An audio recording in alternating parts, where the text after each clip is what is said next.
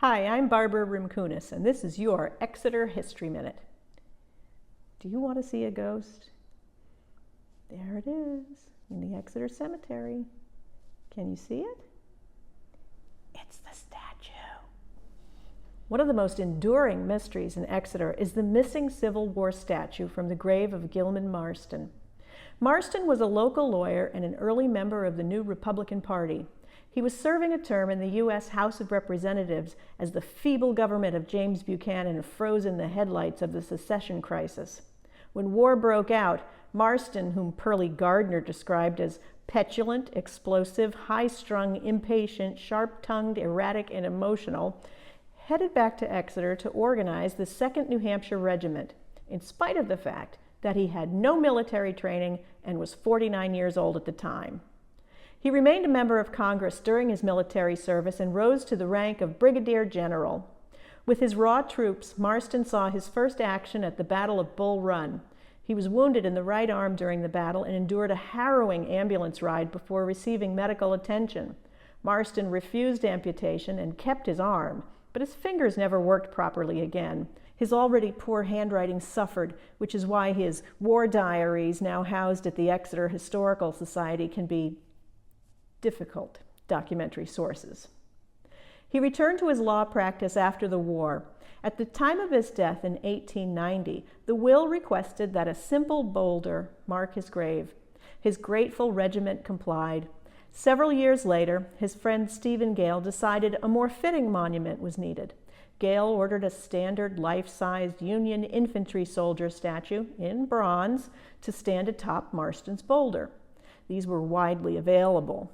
It was erected in time for the Memorial Day celebrations in 1896. A postcard was printed showing the statue at just about that time.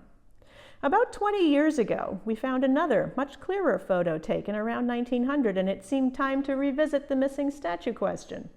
We concluded that the statue had to have been gone by 1920, since no living person had any memory of it and had never even heard about it from Grandpa or anything.